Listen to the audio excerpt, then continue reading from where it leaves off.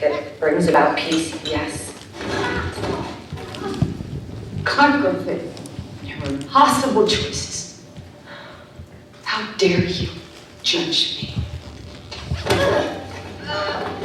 Then you made a deal with Eliza, who left us in Mount Weather to die and forced us to kill everyone who helped us.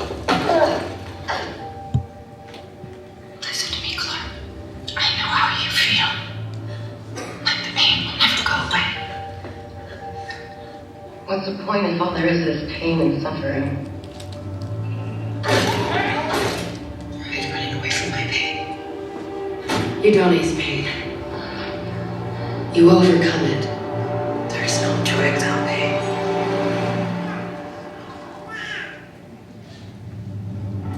Clarke, you are not in charge here. I didn't realize you were giving the orders again, Clarke. So you don't give the orders, Clarke. You were not in charge here. Get out of my way, Bellamy. Who warned for this, Clarke? You think our ways are harsh? That's how we survive. I bear it, so they don't have to. You may be the Chancellor, but I'm in charge. Clarke's the only reason we survived. Strong leadership is essential to survival. You bring your leader, I'll bring mine. The Grounders look at her like she's our leader. It's time to do better. You don't back down when things get hard. To lead well, you must make hard choices. I understand your need to have hope for Clarke. You have to do what's best for him. It's always hard. I have to save them. The key to surviving on the ground is to keep fighting. You suffer. Don't be afraid, Clarke. Death is not the end. Down here, weakness is death, fear is death.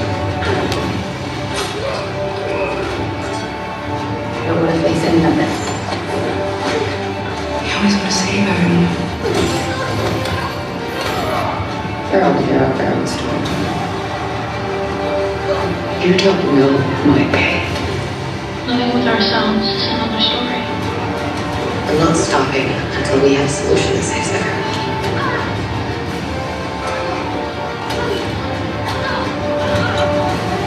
All I think about every day is how we're going to keep everyone alive.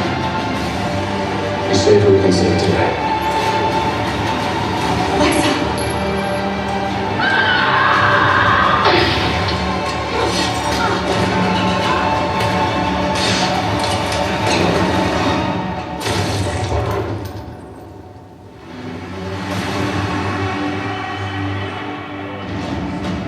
And did love make me do this? You're damn right it did!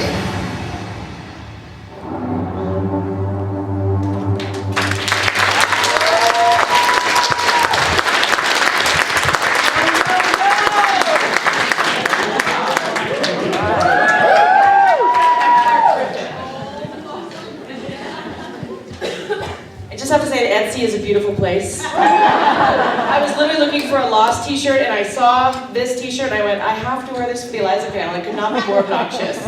She hasn't seen me yet, so this will be fun. Are you guys ready? Eliza Taylor, come on out.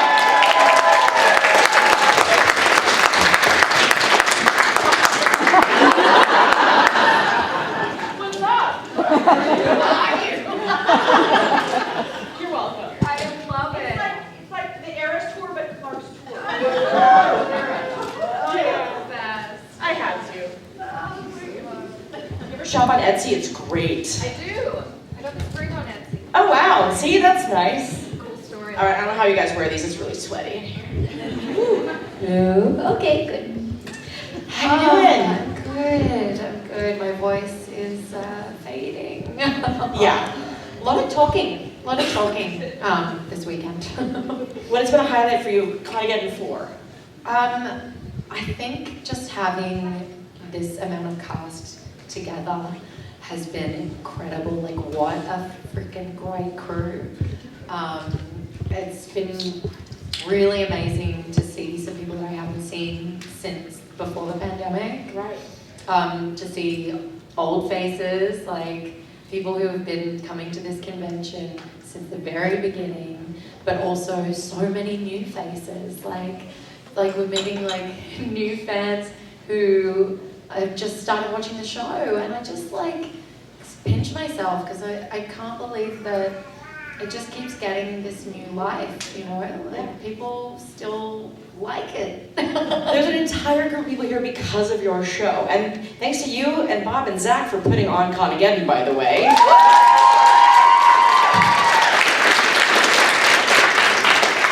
It is honestly, it's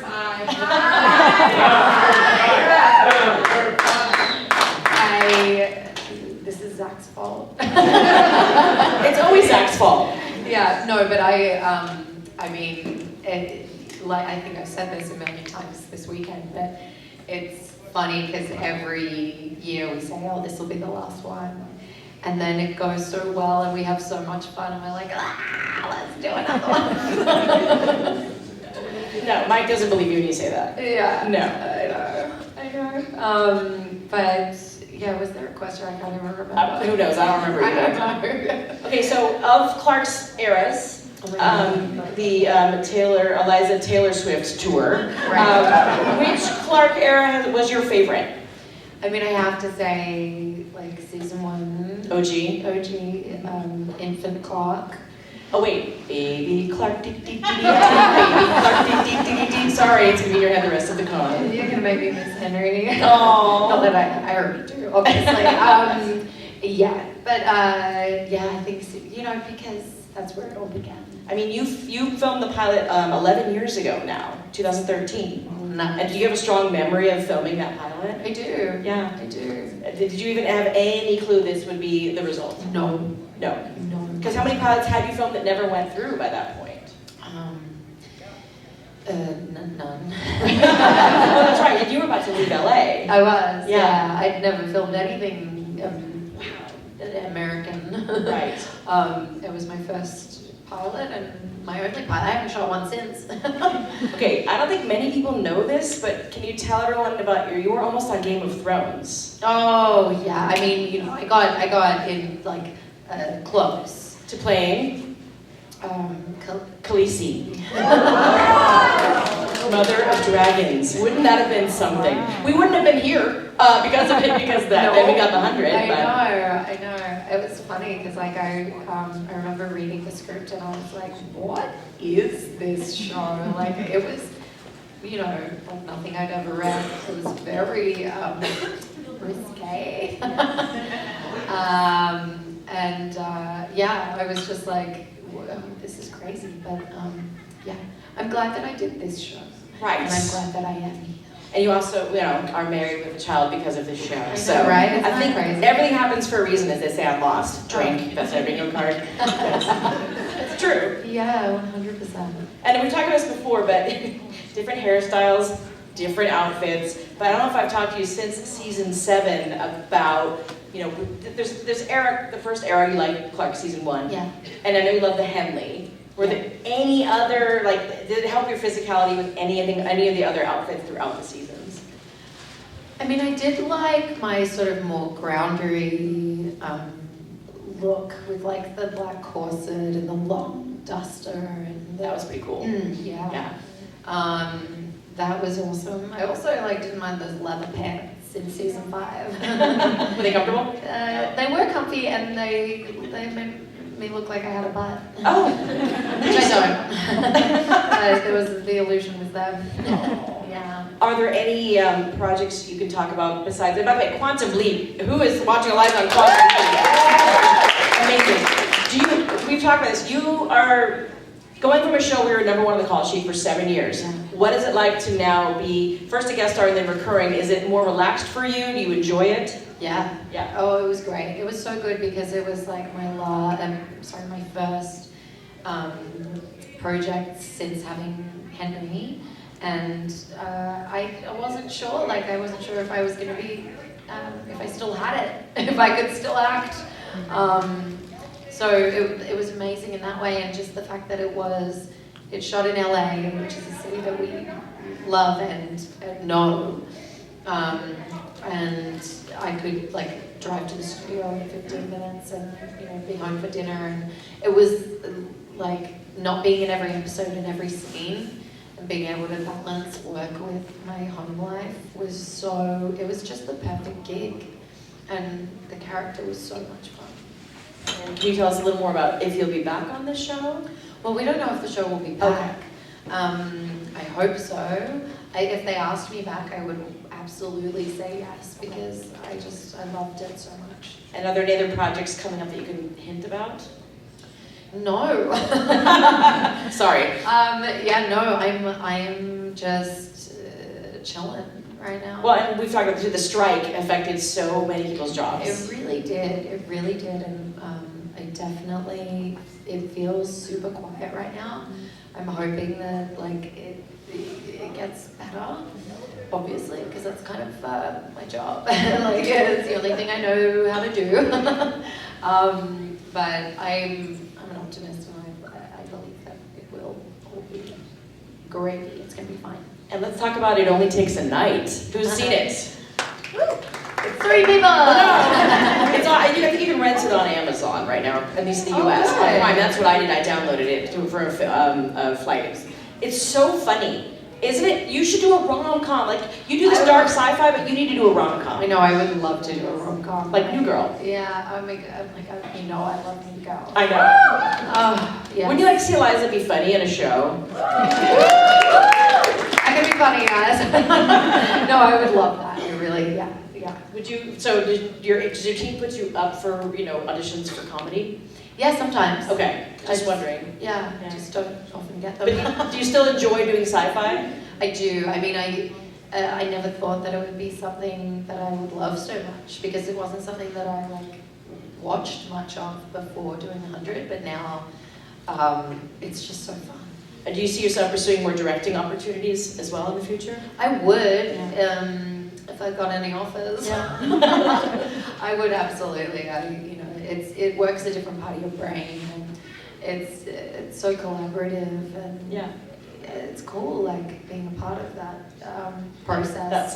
That side of things. Yeah. Yes. Okay, I know your voice is going, but let's open up to fan questions for the rest of the time. We're gonna Tara here. We're gonna call the front row really quick while everyone lines up. Oh, hi. Sorry. There was a bunch of us talking earlier, and we were thinking that you and Alicia have such an incredible chemistry.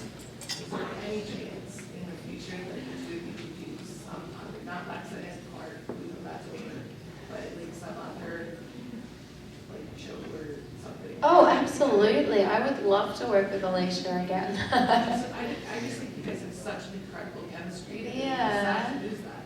Yeah, 100%. It was so exciting when she came back for the end of season 7. I was it was like no time had passed, and we're both Aussie and have a lot of friends in common. There's a lot of familiarity there, and I think it's if I get the opportunity, I'll definitely work with her 100%. I feel like I've seen the 100% a lot. You like saying the word 100 for some I have reason. the 100. Yeah. Hi. What was your favorite Clarke quote or scene? Sorry? What was your favorite thing that Clarke said, or a scene that you really liked of her? Oh, that's hard to answer because there's so many. But I was talking to someone earlier. I really enjoyed, not enjoyed, it was really harrowing, but in season 1, I think it was episode 3, there's a flashback to Clarke seeing her father executed, which was crazy. It's a little heavy, but it was kind of my first chance to really show some drama, if you will, just a very emotionally raw scene, and filming that with Paige Donko, shout out. It was there was just something on set that day that felt so powerful. Like it was really cool. I mean, but then there's so many other scenes throughout the many seasons. I don't even know where to start. We would be here all day. So thank you. Hello. Hi. What was your favorite show to act in? The 100. The 100 was, I mean, it was the longest show. It was like the most life-changing for me. So I have to say the 100, but Quantum Leap is coming a close second. Yeah. Thank you.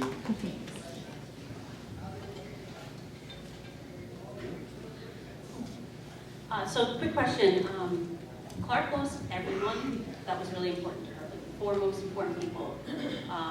Soulmate, best friend, parent, well, both parents, but Abby and her daughter. So she lost the four most important people to her, and she kind of got blamed for the majority of the bad things happening on the show. Like every time something went wrong, they looked at Clarke, and she made the best decisions that she could, but she still got like slack for it.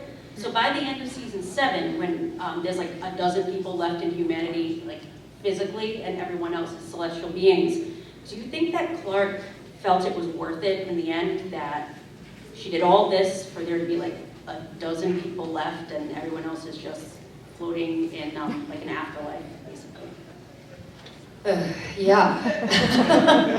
I mean, was it all worth it? I mean, I think, you know, for a group of people to who were sent down to Earth as an experiment, who were not given a very good chance of survival from day one, like to have gotten that far, no matter, you know, all the sacrifices that had to be made. I think the fact that anyone survived, like she'd have to kind of give herself a little bit of credit for that. So yeah, I mean, it's bittersweet. I'll put it to you that way. Thank you. Thank you. Hi. I think you did an amazing job portraying Clarke in the show, and I think she is one of the many like female leads on teen dramas that get harshly judged in comparison to like other characters on the show. She's obviously done a lot of things, but I think you put a lot into the performance to always make us have sympathy for her and understand her decisions and why she was making them. I think at like the heart of the show, the question is like the lengths that we'll go to survive and like what is too far. And I think the show does a really good job of depicting scenes where like in the early seasons, like in Mount Weather, when Clarke's doing the exact thing that she was judging people for doing. And I think like my question is, how is there like a person or event that you really think helped Clarke get to that point where she is no longer able to like question sort of these things that she had like a hard line of like, oh, I would never do that, they're the bad guys and we're the good guys, and now she's just, sorry, I'm like losing track. Yeah, I'm losing track too, I'm so sorry. So she is making a lot of decisions for like the fate of humanity. Yeah. And the sort of question of the show is like, if we were seeing things from another group of people's perspective versus like the 100, they would be the good guys, and like our protagonists would be like the bad guys if we were seeing the show from a different perspective. And so if Clarke, like how do we think Clarke got to the place where she's now doing things that she deemed as bad in earlier seasons?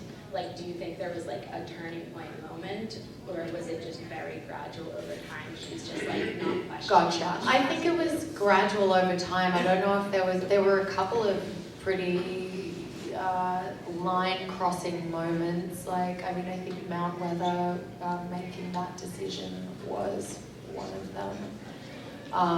Killing Finn was one of them. These are not in order.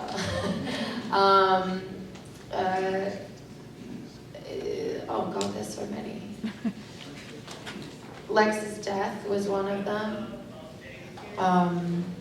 yeah, I think it was just like, you know, oops, crossed that line. Okay, but I won't do this. Oh no, I did that. And you know, like it just kind of went on and on and on. Yeah, so I think it was gradual. Do you think she ever had like a moment to sort of reflect? Like I was always curious like about how in Shallow Valley after 6 years, the second they're invaders, she's right back in that fight mode. And like she isn't trying to do things differently.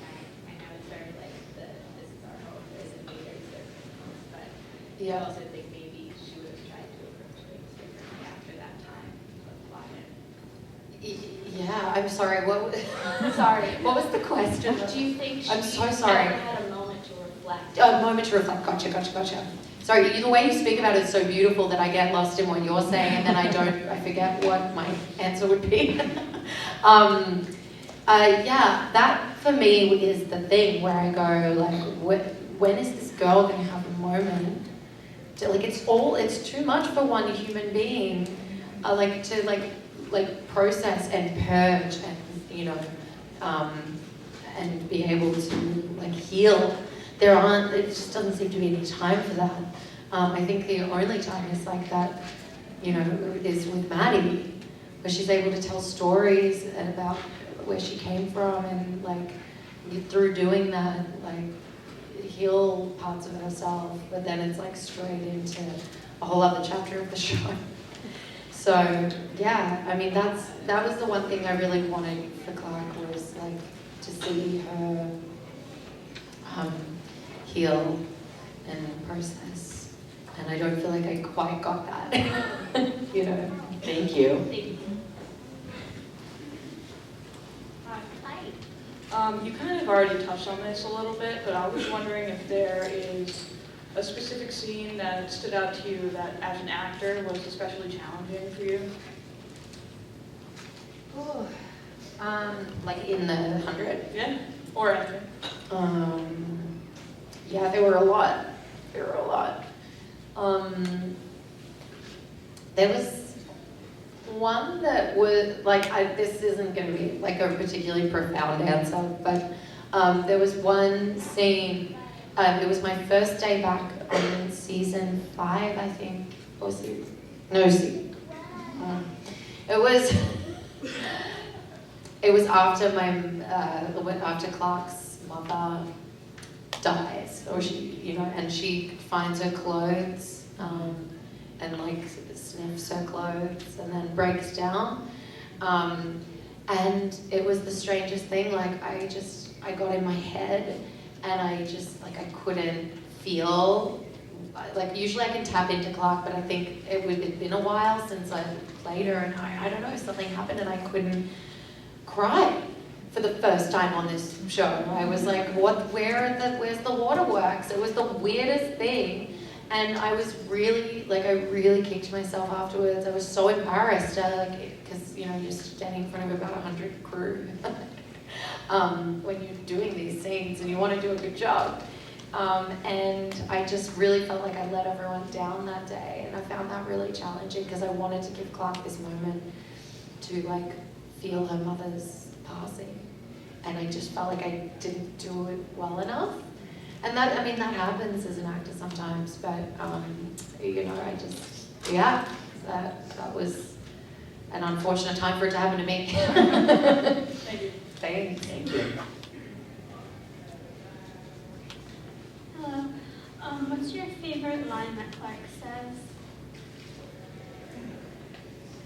You may be the chancellor, but I'm in charge. It wasn't quite this last week.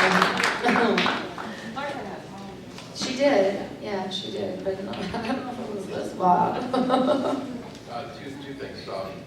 Were you bummed when you found out that you had to kill Bob? Yeah. And second, a lot of people keep saying that they think my friend over there kind of looks like Bob. I can see it. Yeah.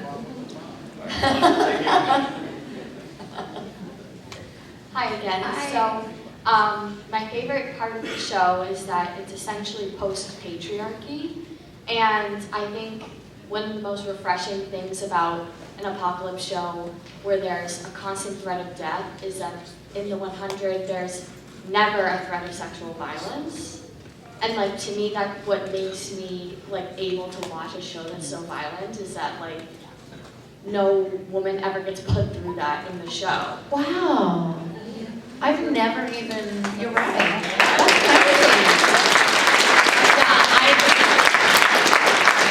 I think about it a lot because it's like, well, I maintain that the 100 is the better Game of Thrones because there's no rape in it. And like, I was always able to like trust that the show was not going to put me through that. Like I wasn't gonna have to watch characters go through that. Yeah.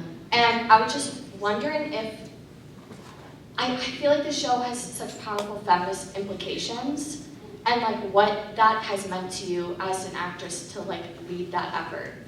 Oh, thank you for that beautiful question and for making me realize something that I hadn't actually didn't put together until now. Yeah, oh my God, and now I've lost my train of thought. Yes, strong female characters, amazing. Being a part of a show like this where they did write women so well, so strong. Like it was, I'd never done anything like it.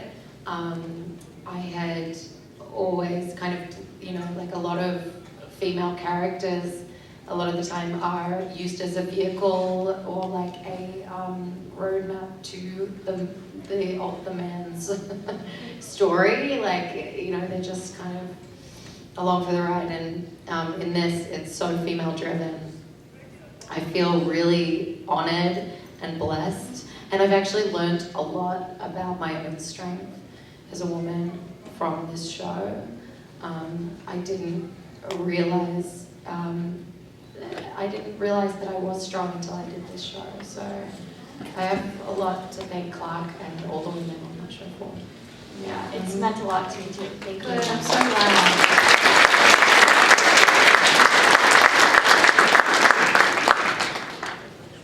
Hey, what's up, what's up? What's up, what's up? So one of the core themes of the show is the destructive nature of love. I think we can agree on that, hopefully. Otherwise this is awkward. Really it also focuses on the tribalism, hence the my people memes. The what memes? My people. Our people. Oh, yeah. Yeah, memes. Mm-hmm. Yeah. So if the show had gone a different way and Lex's coalition had been honored, how do you think Sky Crew and the Grounders would have blended those cultures?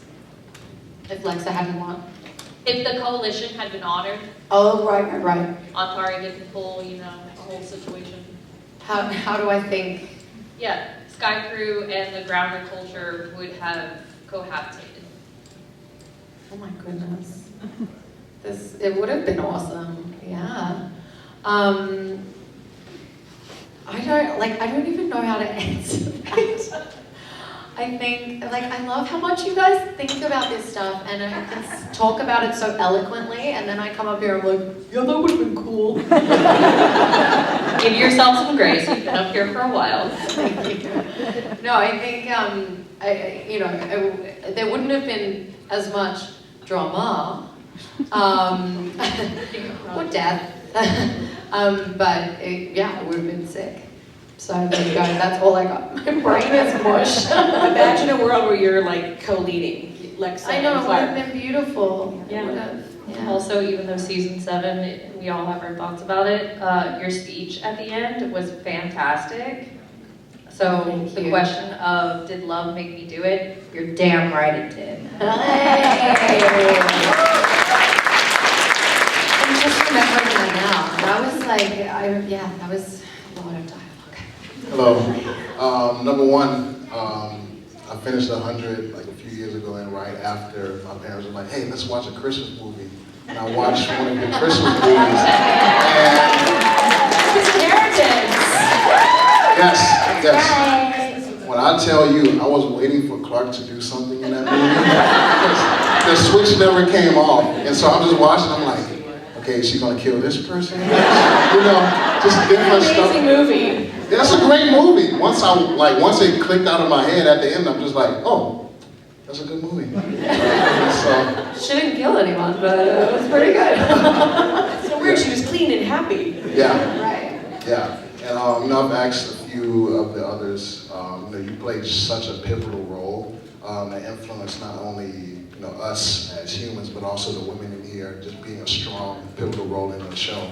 And how has your, I guess, going through the process with Clarke from season 1 to season 7, every season, watched so many things that character had to overcome. Just watching Clarke, how has, like, just seeing her development reflected upon yourself? It's so weird, like when you play a character for such a long time, over a period of many years, you kind of like, it's weird, it's like you feel like you morph in and out of each other. I don't know if that makes any sense, but I feel like for me I was 23 when I started the show, and Clarke was what, 18? It's about to be 18. And I was 30 when I finished. And I feel like those years were so, I went through a lot, excuse me, personally, and Clarke went through a lot, and I feel like all of those, like each year there was something going on that I won't get into,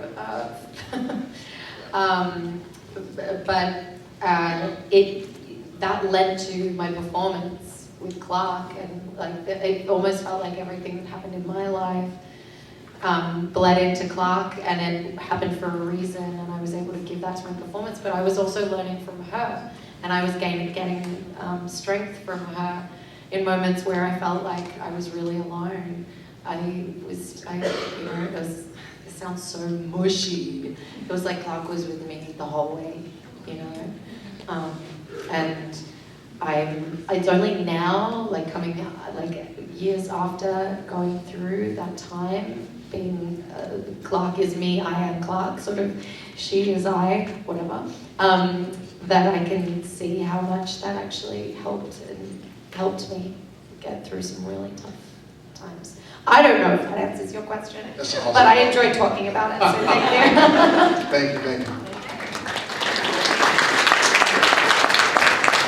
Troy, can you ask me an easy question? I don't think this question is easy. Okay. Putting Clarke in the shoes of her mother, is there a version of Clarke that occurred throughout the years that would have turned in her father?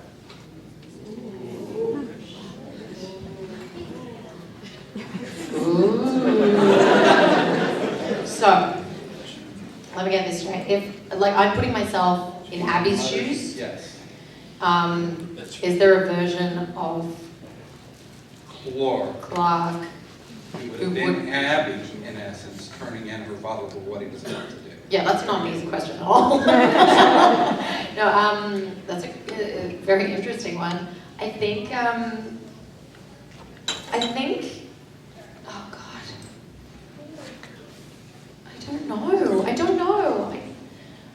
I mean, I think like she does, I don't know. You don't see it? No. But I also didn't see. But I'm like, Kill Bellamy, so. I'm giving you Kill Bellamy, yes. Is there a version of Clarke? Yes, I think there is a version of Clarke who could do just about, and who could justify just about anything, given what she has done.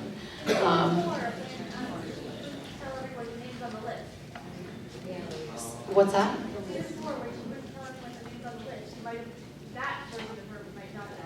That's so true, yes. Oh my God. Stop pointing out her faults. Guys, I did the best I could. Yeah, there is, yeah, I think there might be a version of her. And on a personal question, do you feel like doing the show with Maddie, raising a kid, did you gain any insight into that you think would apply to your personal life with him? I got asked this yesterday, actually, and did you? yeah, no, it's like, you know, it's interesting, but no, I think, I mean, I would love to, no, I don't, I not necessarily apply any of the Clarke Maddie to like me Henry, but I do wish, now that I am a mum, I wish I could go back and do that again, because I feel like I could do it better. How so? Yeah. How? Just becoming a mum it's just it's opened me up so much more, and I think it has greatly improved how I act, actually, in a positive way. Yeah. So thank you. Hello. These are light questions. Thank you. It's been a long week. 2 quick ones. In It Only Takes a Night, your character is British. Yeah. So you speak with a British accent. How challenging was it for you in a British accent to mock the Australian accent? Yes. Very difficult to do, actually. It was surprisingly hard because I wanted it to sound ridiculous. You did. I did sound ridiculous. Job well done. Job well done. I wanted it to sound ridiculous, and I didn't want people to go, oh, she's just like, doing her own accent. So I did it quite a few different ways, and made the director laugh and the crew laugh a lot, which was, I felt like I'd done a good job. But yeah, it was hard. You did a good job. Thank you. And the second question, how is the driving journey going? Driving? Yeah. I'm a boss. I'm so good at driving now, guys. You're driving now? That's shocking. I drive all the time. In Los Angeles on purpose? Yes, on purpose. Wow. I have a fully fledged license. I've had my license for nearly 2 years. Actually, I've had it for 2 years because Henry, I got it just before I had my photo taken when I was 9 months pregnant. Yeah, it's not a great photo. But yeah, so I love it. I bought my first ever car this year. Congratulations, you're an adult now. I grew up, guys. You get a mom car, like a slave car for your son. It is a, yeah. It's a, Lola had a car before you. Yeah. We both got Beamers. Ah! She crashed your car in Montreal. Okay, well, I have not done that. I'm a very good driver. I will have you know. Thank you. By the way, what's harder for you to do, an American accent or a British accent? Oh, I think British, actually. Yeah, even though I think because it's closer to the Australian accent, it's harder. Yeah. So I have another fan theories you may or may not have heard of, but in fan fiction, a lot of the ideas are like time travel. So there's one where I think it's like season 3 or 4, post-world is ending. Clarke just wakes up back on the dropship with all of her memories. So she knows about Alexa, she knows about Tree Crew and stuff like that. But she gets to restart from the beginning. Oh. It's already been written, but I don't know if you have any. Never heard about this. Yeah, it's pretty good, and some parts that have Lexa also memories has it, so either they find each other much quicker. Oh. So she like gets a do-over? Yeah. Oh, that's so cool. I'd watch that show. Netflix. We've got an idea for you. It's a much happier society, and I think they even try to figure out what to do with everyone else. Like, I think for Bellamy's character, like, how do we prevent him from being bad? So they make him a teacher, and they tell him to be in charge of the children. I love that. I've never, guys, I have a confession to make. I've never read fan fiction. Don't do it.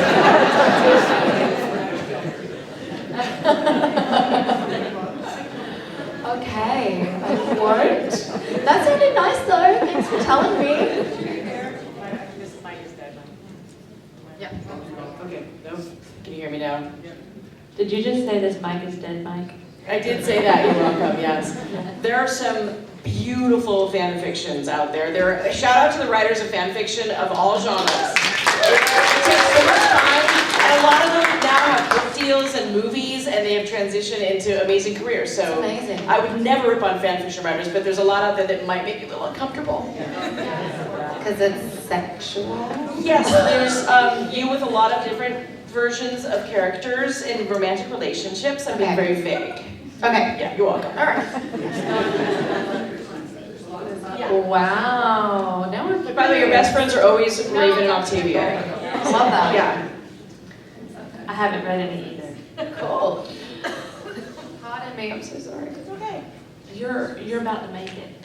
I'm about to make it. You're about to make it. Yeah. So as a mom, I do want to say that I think, I'm not saying you couldn't do better, but I think the desperation that you played over the safety of Maddie at all costs was on par, you know? Aww. Because, I mean, up until that point, it's my people, my friends, and I have a fierce protection for my friends.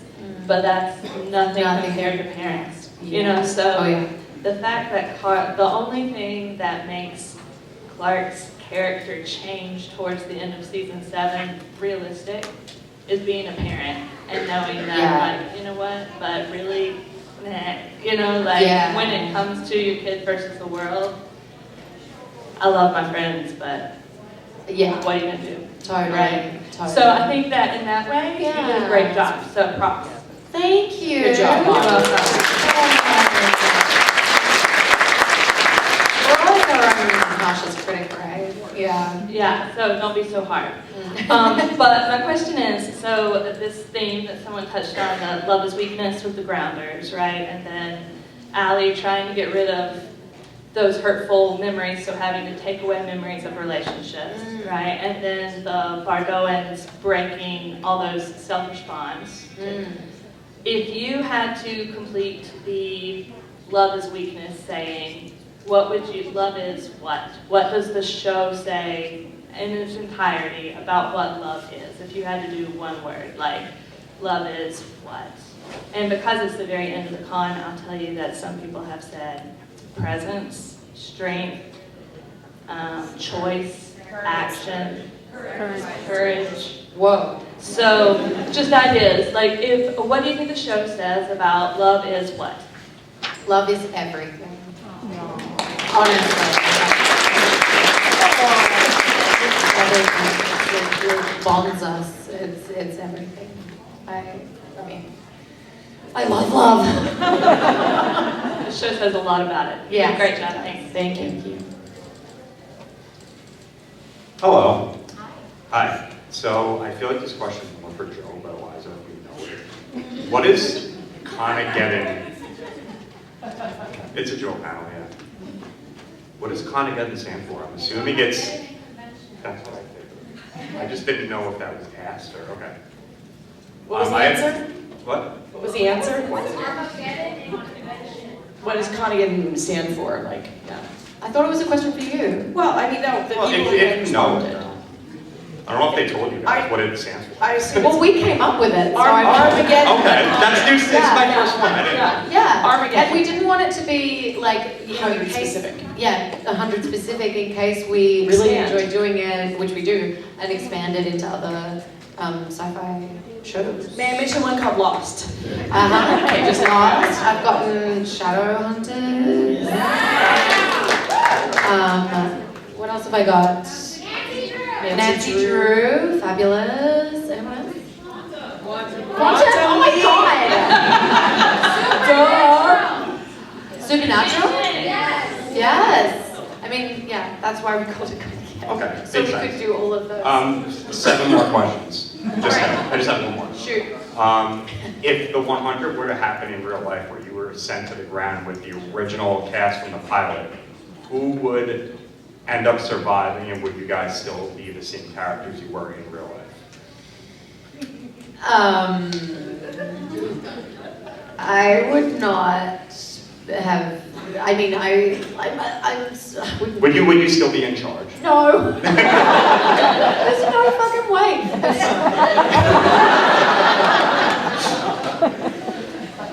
There is no way.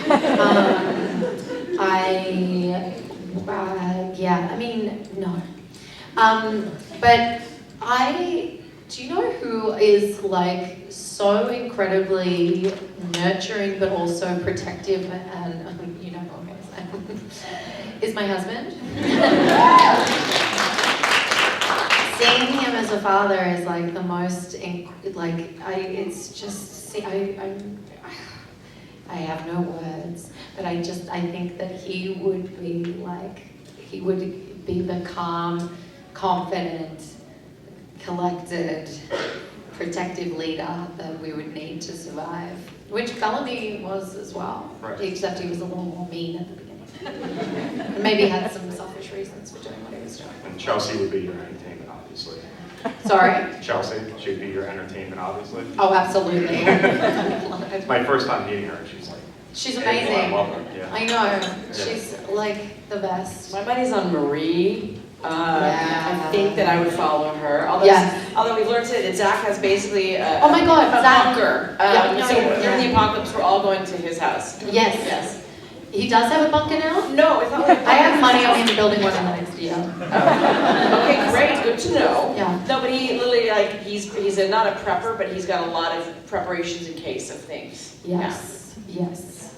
Yeah, Zach would be, yeah. And I would just hide. Probably. Probably in the car in the ground. Yes, I would just, protect the baby. Thank you, guys. All right, we have time for one last question. And look, it's Tom. Tom. We've been broadcasting on Instagram Live Oh, the weekend. what? Hi, guys. I said I'd ask a couple of questions. They're easy. Of course. Somebody asked about your trip to Egypt. Oh, yeah. And then the other question is, did you have a favorite scene with Lola? Oh, cool.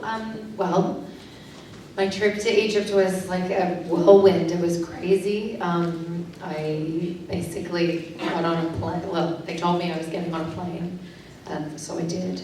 And then I got on another plane. It's very far. And then we got there and we just started shooting, and it was hot, and it was, and we were like suddenly at the pyramids, and there was a Sphinx, and it was nuts. Like I really, like you could convince me it was a dream, just how quick it was. But it was incredible, and I just can't believe that I got to do that. And then Lola, favorite scene with Lola. I think everything that Lola and I got to do in the first episode of season 5, where it was just the two of us, was so special, because it's like you just get it was like a completely different side of Clarke, who's not in survival mode. She's actually like thriving, yeah, and just getting to work with Lola during that time was like, it reminded me of my childhood on set a lot, and I just wanted to make it the best experience for her, and yeah, it was really special. So that's the answer. Yeah.